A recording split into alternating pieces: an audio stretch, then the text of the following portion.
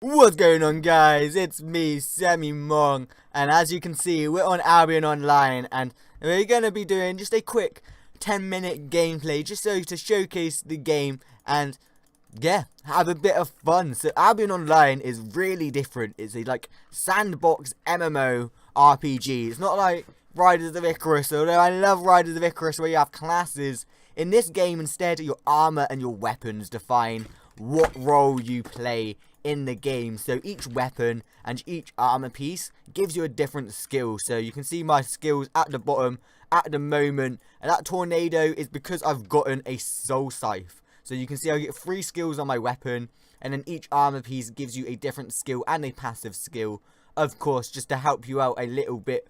So you can really mix and match what you want to be. You can use a mage's helmet or a hunter's helmet. You can see that I've actually got a knight's boots on, and then I've got 2 hunter's pieces of armor on. I've got a stalker helmet and a hunter jacket. So it gives me a wide variety, and I guess it just helps me out when I'm in the dungeon. I believe my helmet is the one that gives me the mortal agony, which is more damage, and then my boots give me the shield charge, and my chest piece, although is currently healing me, can increase my attack rate. So every piece of armor also has one set skill, and the chest piece's armor is mend wounds, which is just really useful for solo grinding and PvE content, which is what I'm in now. And that's something else to mention. This game is so solo friendly. Although I'm in a guild, black zones matter, okay guys? Black zones matter. Remember that.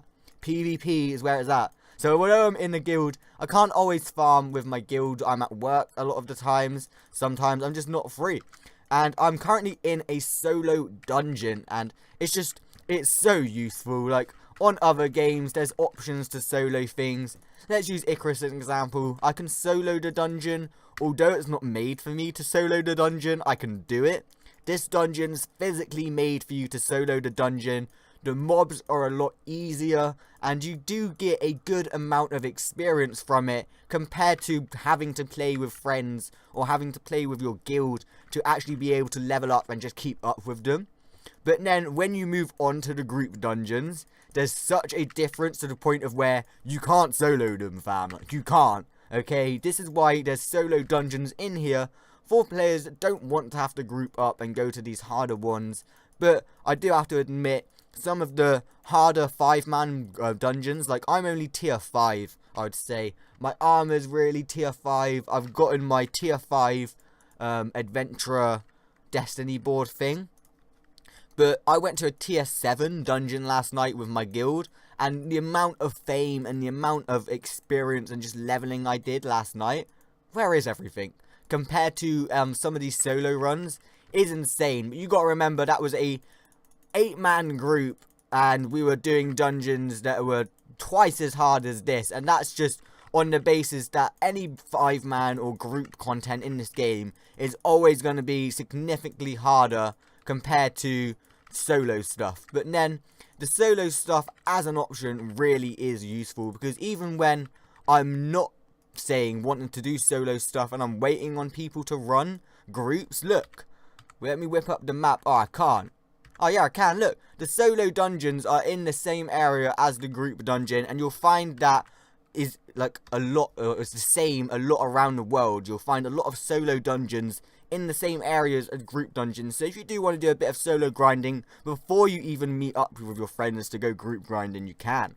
It's fantastic. It's fantastic. It's fantastic. And I don't really know what else to mention about the game. It's very RuneScape-esque. There's a lot of crafting, player housing, player islands, and the world itself is huge. This is just the royal continent, okay? Then you've got the open world PvP black zones areas. So all of these are black zones, which means it's completely open PvP. You die, you lose everything, you lose all your stuff. You don't lose your money, I don't believe. But then down here in the royal continent, it's not PvP, or it's not completely open PvP. So you don't lose your stuff. Although there are PvP areas, you have to toggle it. I mean, there are world bosses as well, guys. And the game's not actually fully released. I believe the game fully releases in July. It's going to be buy to play. It's not going to be free. Which is interesting, but it means the game's not going to be pay to win at all. Like, at all. It's insane. I really do like the idea of it. At the moment, I'm just leveling up my soul scythe, because as you can see down here, it's got some good spells. I believe this one, if you hit them 3 times with it, stuns them. So that's what I'm aiming for, really, is to get that nice stun off and be able to... Ooh, hello. Hello there, friend. Should see if we can get to the boss before him. Oh yeah, I can get a nice stun off and then hit them with the tornado, which slows them. And then once I level it up, I can replace my middle spell for a really high damaging cleave. And just absolutely destroy them. And then these are all my armor spells. I don't think the boss is here. Has he took it out? Has he literally just took it out? No! The fame that comes up is experience. I don't know why they called it a fame, but that is your experience. And once, as a character, I've progressed, guys, I will be going into the higher level black zones, try and get some open world PvP for you. But there's also such things as like guild versus guild fights and castle sieges and just giant all-out Zerg versus Zerg, which is a giant war of just loads of people. Now, in the next update, in the next patch, the game devs are actually taking actions against this to try and prevent Zerg versus Zerg or mass players versus mass players, just because apparently it's unfair, which it is, for smaller guilds to go out into these open world zones and just get demolished by a giant group of people that's running around together. So they're taking precautions against that, but there's still going to be like castle sieges and stuff like that, which I'm very looking forward to. So you can expect some of that stuff as well. And once I've leveled up a bit more, I'm going to try and get groups for the world bosses. But I'm with a high leveled guild at the moment. It, honestly, are just so useful. It's unreal. Helped me out so much last night. It got me into my tier 5 gear. Like, I was at tier 4 thinking to myself, oh, I'll get home from work, I'll sit down, and I'll have a cup of tea, and I'll just try and get one of my armor pieces to tier 5, okay? I log in, I get invited to a dungeon, and bam, all of my stuff gets upgraded to tier 5. I was just there like, yes, we were like in the same dungeon for so long, it was so useful. But it was a boost that I really needed. It is in the right direction to catch up with the rest of the guild, because they're all at like tier 6, tier 7, something around like that, I have no idea. So it's something I've got to aim towards. Let's heal up here.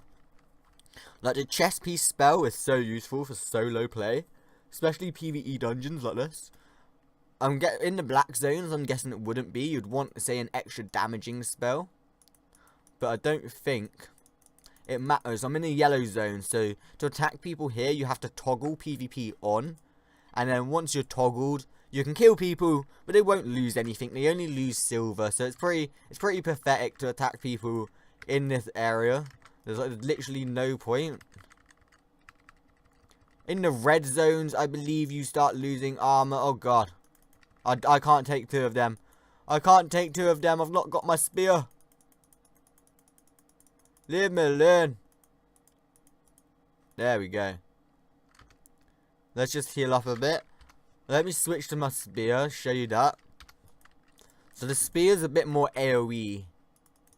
A little bit more damaging as well. So I'm not going to die quite as good. But I lose a little bit of health. So it's more damaging, but I lose a little bit of health. So I'm going to die a little bit quicker. But then I'm not going to die because I can kill them quicker. Oh yeah. And look, this is the spell that I've got for the spear. This is really useful. Especially in PvP. This will be so useful. Wait! Grab him back. Oh, fantastic. Imagine someone's trying to run away. And I just grabbed them. Like, nope. You can't go, sir. Sorry. Be hilarious. I'd love to grab people and just absolutely destroy them. Money. There we go. I don't want to leave the spear on. Oh, no. I don't want to leave the spear on just because I'm trying to level my soul scythe. I did a ton of leveling with the spear last night in that dungeon with the guild. And it kind of left my soul scythe behind a little bit. Oh, I've absolutely murked myself here. Jesus. If I had the spear equipped, I reckon I could took him. But it's because I don't. Honestly, the spear is so good at multi-targeting. Soul Scythe's a lot quicker though. Look at it. Bam, bam. Just a quick 1-2. Keep forgetting. For like duels and PvP, I swap out that spell so it's a stun. So I can auto attack and it will just automatically stun him. So I'm not using it when I should be. I'm there like, oh, what is that? Oh, that's a empowered slam. That's going to do a lot of damage against these mobs. But no, I'm plebby and I keep forgetting. And see, when he's in the air and when he can't attack me is the best opportunity to use that most damaging way. 434. There we go. Here's the boss. So it's only a solo boss. So it's only got 8k health. But compared to like other bosses when you're in groups, like we had a boss last night that had like 60k health. And we had another one that was like 40k health. It was insane. Gotta move out of the way of that. Alright, increase damage. Oh, there we go. Oh, look. Oh! I haven't got any healing pots. I think I'm gonna die. I haven't got any healing things. Oh, I'm a dead man. No! Alright, hopefully we should be able to take out the boss now that we've got someone from our guild helping us out. And that's even if there's a boss here. But I needed to end the video off on some form of light note, some form of entertainment, okay? And oh, look. Black Lives Matter. Or Black Zones Matter, sorry. Taking out the... Oi! That was close. Oi! Fam, why are you attacking me? Oh, look at the range on this pike. There we go. And we got an expert's rune.